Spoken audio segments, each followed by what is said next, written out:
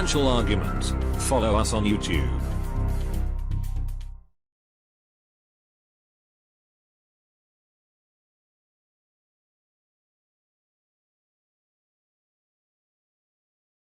And back with us today is Dr. Jim Willie, editor of the Hat-Trick Letter found on goldenjackass.com.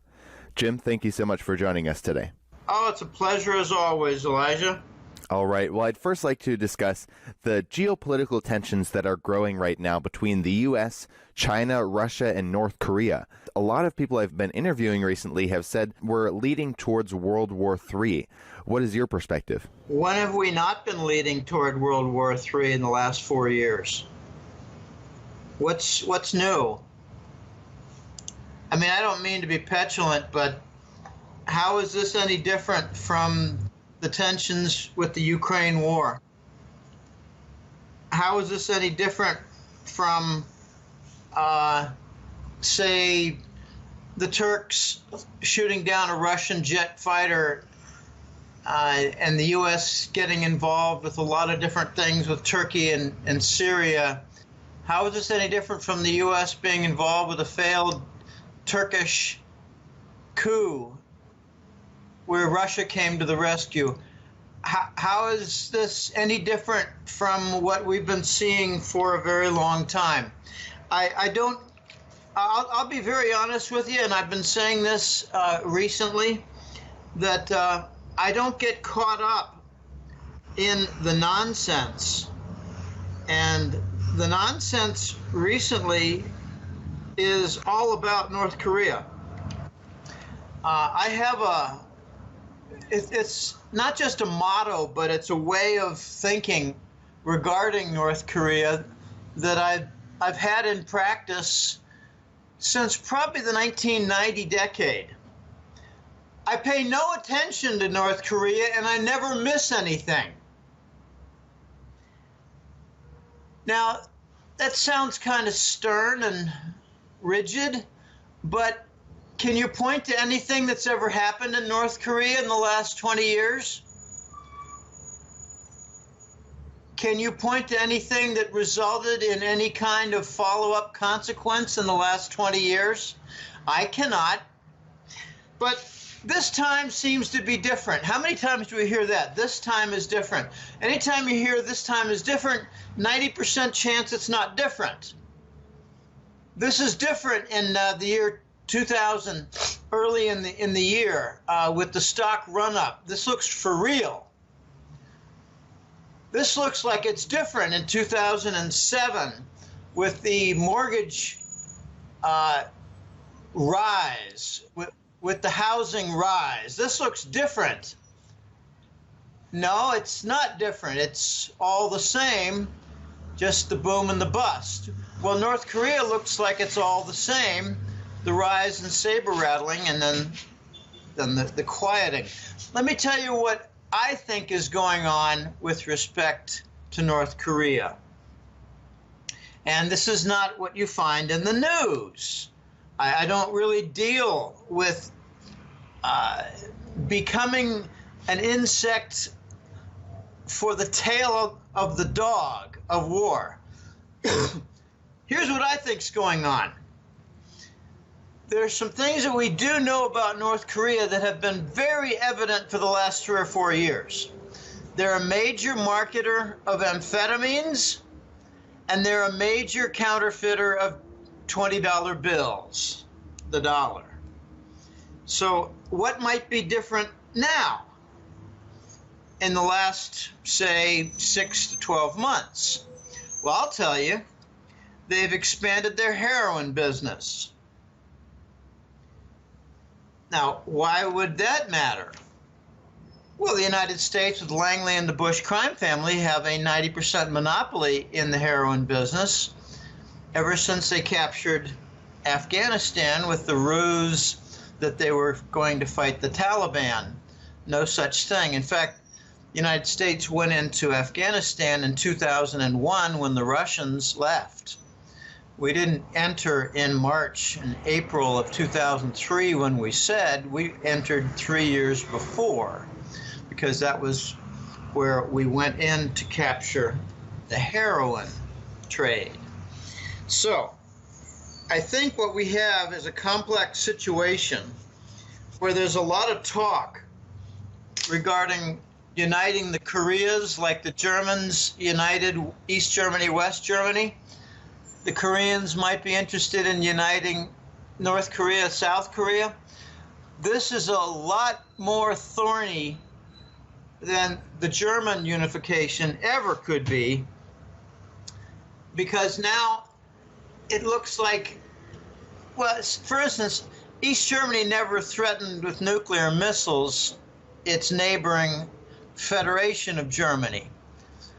But the little clown group that runs North Korean government, they're threatening to send missiles to Seoul, Korea. I think they've mentioned threats to China in some respects. I don't know whether they're missile threats, but they threatened long-reaching ballistic missiles to the United States, which is really laughable because the United States has missile protection called Star Wars, which was a different lie during the Reagan administration. We claimed that all those billions, hundreds of billions of research for the Star Wars never resulted in a successful laser beam type protection or weapon, and that's a total lie. It was a tremendous success.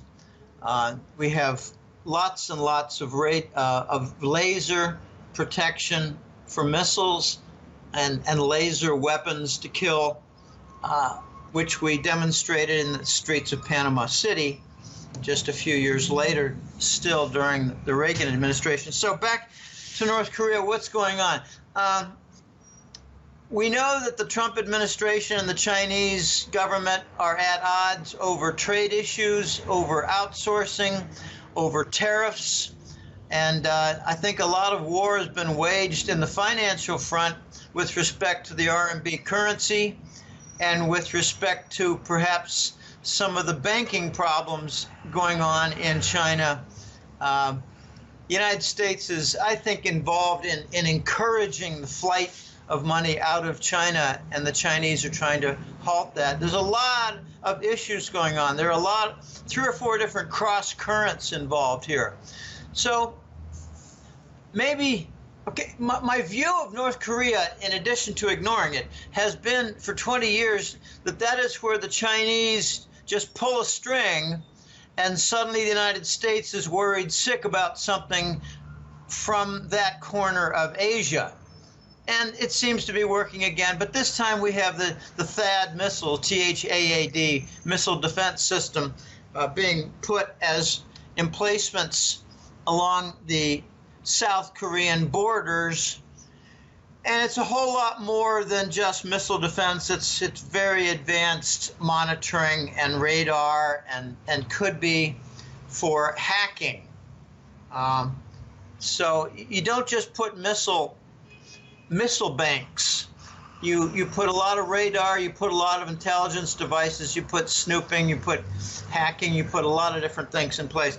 This is very complicated, but I noticed, not to my surprise, in the last week, a lot of tensions have been defused with respect to North Korea and the United States.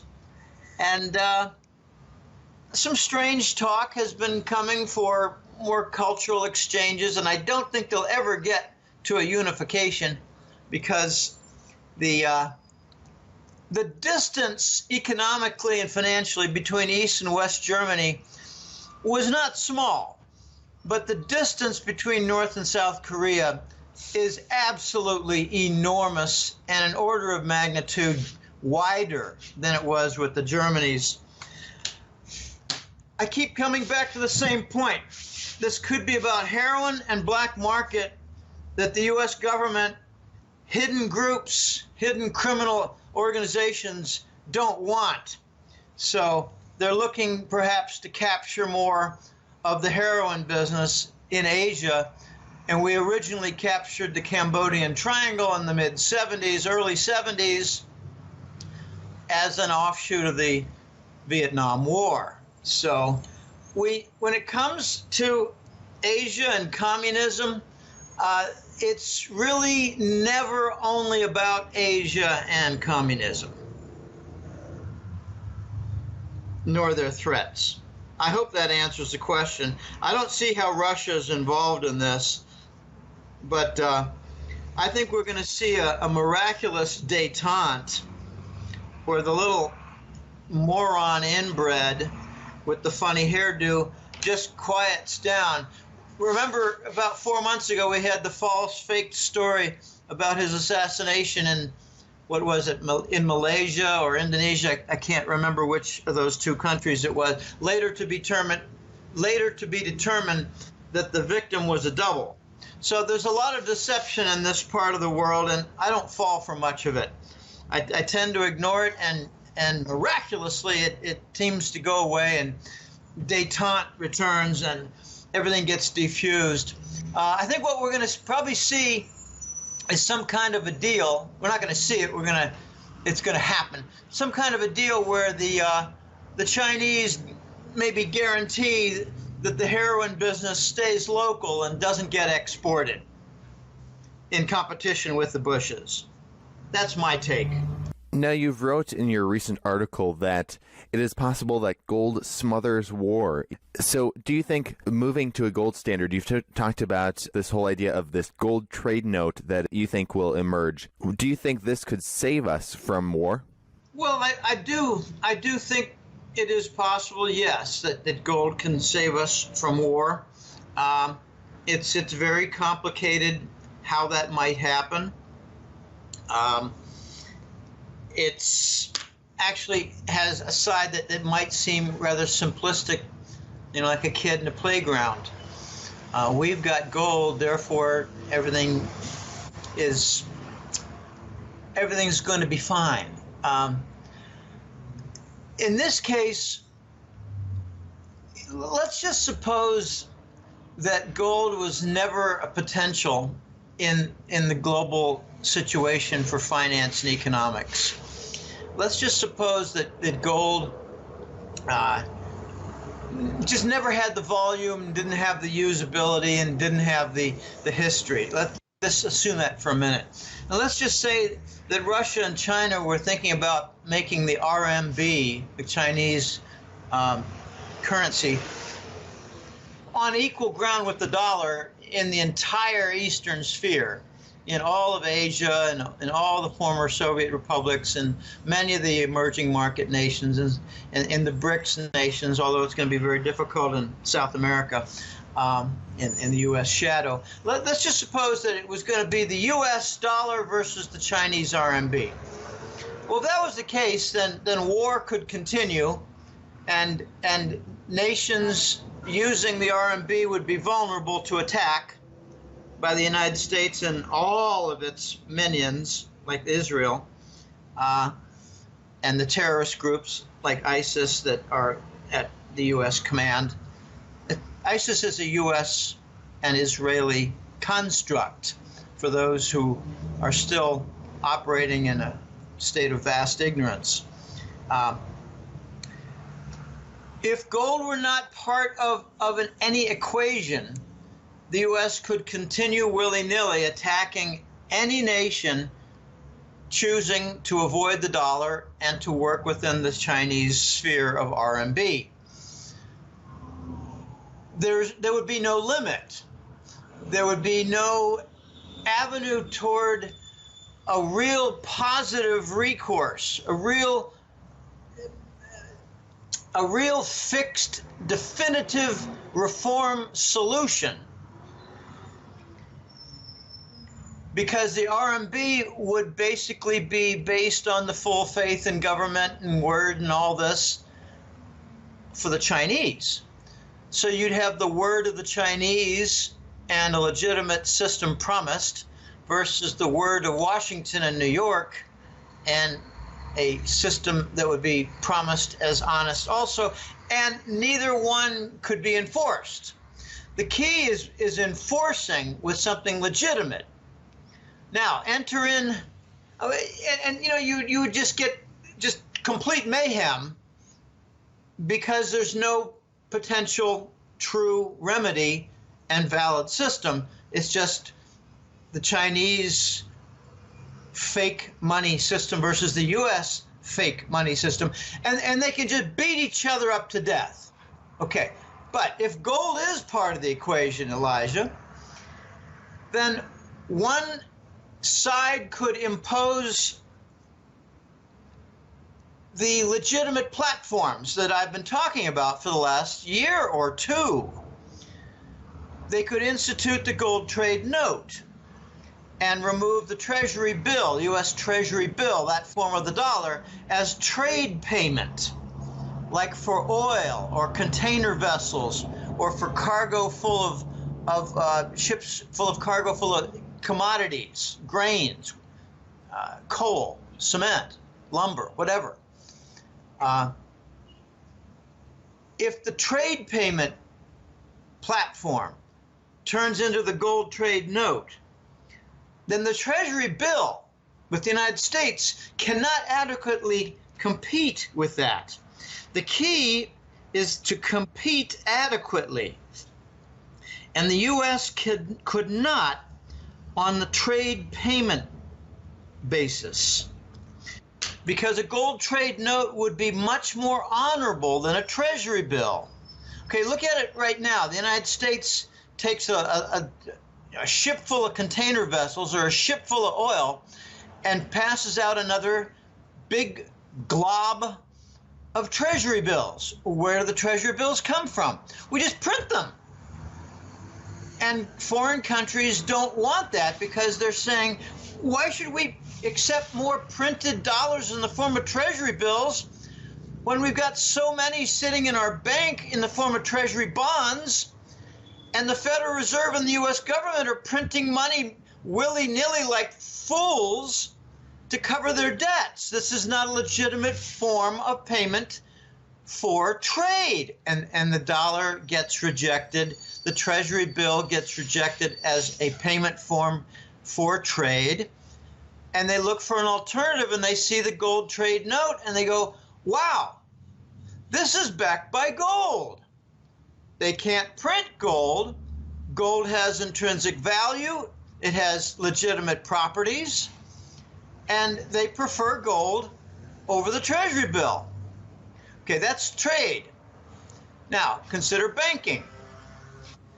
They look at their banking reserves. They see tens or hundreds of billions of dollars worth of Treasury bonds, tens or hundreds, and they conclude these are at risk.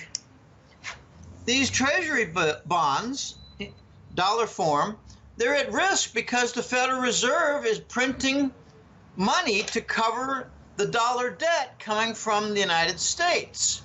So the problem is that the United States is using and abusing the global currency reserve, namely the dollar. So these countries look at their bank reserves and say, they're not safe. We would like to transfer from the dollar, the Treasury bonds, into gold bullion because that's safer. So on a second front, the dollar would not be able to compete adequately versus gold. Okay, how does this relate to war? Well, if gold comes into the equation, if gold comes into practice with trade payment and bank reserves, then the United States suffers two big impacts. The first is that its war machine does not get exactly shut down. It gets put on, I hate to call it a defensive, but it has to switch tracks. The U.S. war machine would not be able to operate with the free credit card from the U.S. dollar. It would have to switch over and be paid for by its narcotics funds. The Bush and Langley team would have to take control of almost all war costs, and I guarantee you they would be less. The second impact would be the United States would have to launch a new currency because the dollar namely the Treasury bill, would not be honored or accepted in trade payment. Well, what's so important about trade payment? Well, that's where all the imports come into the United States for the supply chain for the entire economy. That's very important.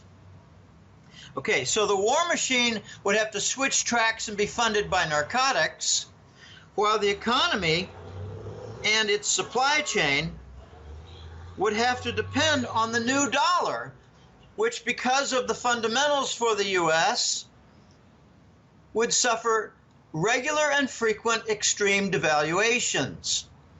Now remember the fundamental. This is really almost hilarious for most Americans. They don't know what the deficit is for trade, but it's $550 billion a year and growing, which means that the United States would have to discount the dollar in order to attract more interest to invest in the United States, while there is extremely little interest in investing in the United States, while the U.S. government goes on its merry way trying to wreck the economy and foment civil strife in the form of the Soros NGO groups to demonstrate against Trump. I don't want to get into the election issues at all. So the United States does not relax on its corporate taxes. The United States government does not relax on its federal regulations. It doesn't relax on its tariffs and trade war that's still active. So attracting money to invest inside the United States is not really attractive. It's not really successful. It's not going anywhere. All right, in the face of the U.S.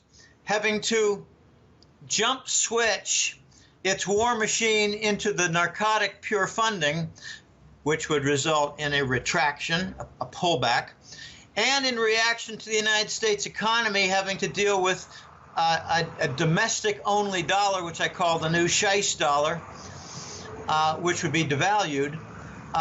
In the face of those two reactions, the United States would lose its aggressive capability.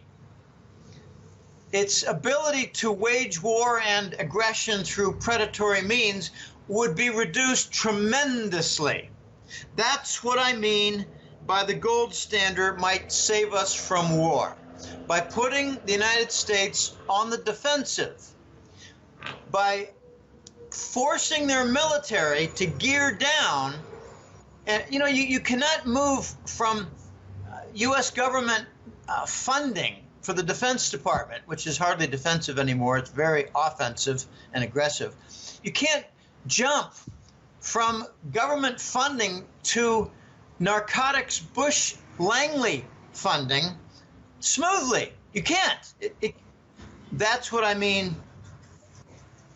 Elijah. And it's not just that gold is an excellent, nothing's perfect. It's not just an excellent remedy for the financial platforms and insolvency around the global economy.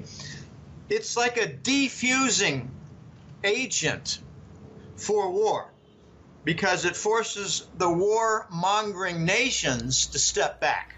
All right, well, moving on here, I'd like to move our focus to the European Union, because Emmanuel Macron won the French presidential election, defeating far-right anti-EU candidate Marine Le Pen.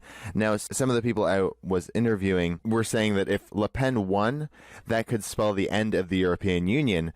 So now that Macron has won, what is your perspective on the future of the European Union? Do you think it's safe, at least for now, from breaking up further?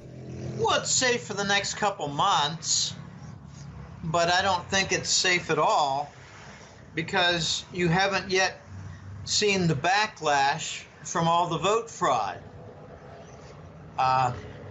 Let's just review some of the evidence out there. About 1/3 of all the ballots that were for Le Pen's voters, they were all destroyed, torn up, and rejected by the official government mechanisms. About 1/3. Okay. So there looks to be a rather concerted effort to tear the ballots and make them invalid between the hands of the voter and the hands of the counter. Furthermore, something like, well, okay, it's not the same in France as in the United States. They have a different system. There were more ballots printed for potential Macron voters than ballots printed for potential Le Pen voters. If they wanted to, they could have made the vote for Le Pen 0 by not printing any ballots for Le Pen. Do you see how stupid this is? Okay, if they just want to print out a majority of Macron ballots, then there won't be much of any Le Pen ballots. Do you see how stupid this is?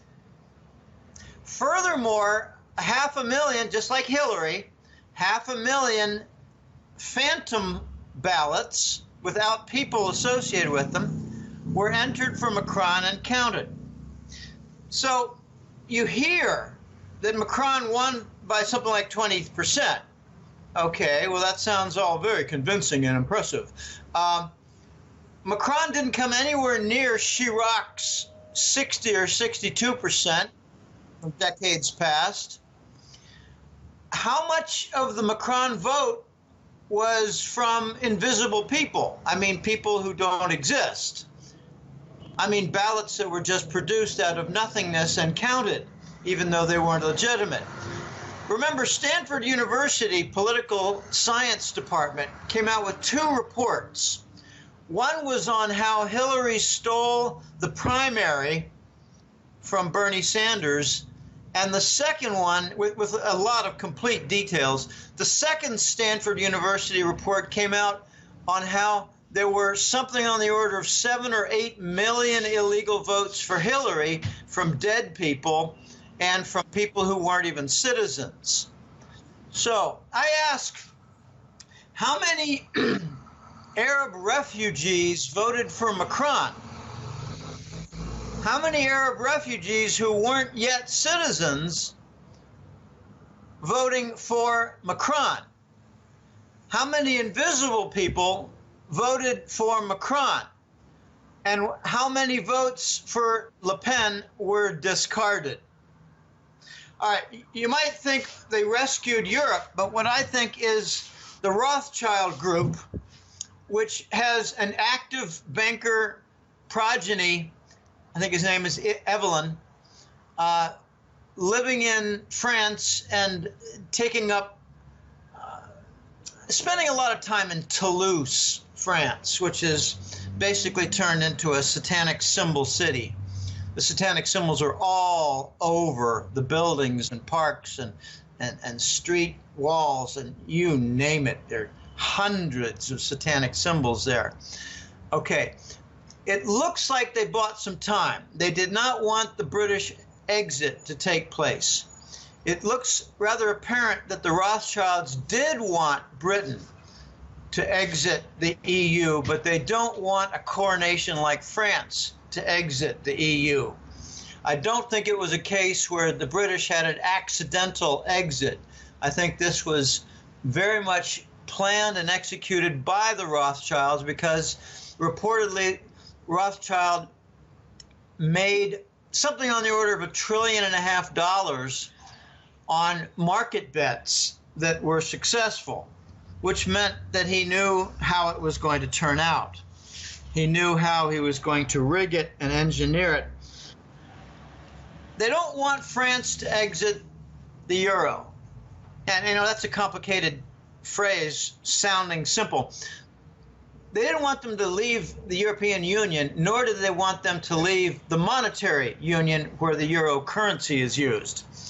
The euro is used as a name for both the union and the currency, and I don't like that. But it's, I mean, imagine the United States being called the dollar. The United States is the dollar union, so we don't want Texas to leave the dollar. Is that the union or the currency? I mean, it's very, very dumb naming. But that's okay. The Satanist central bankers love confusion.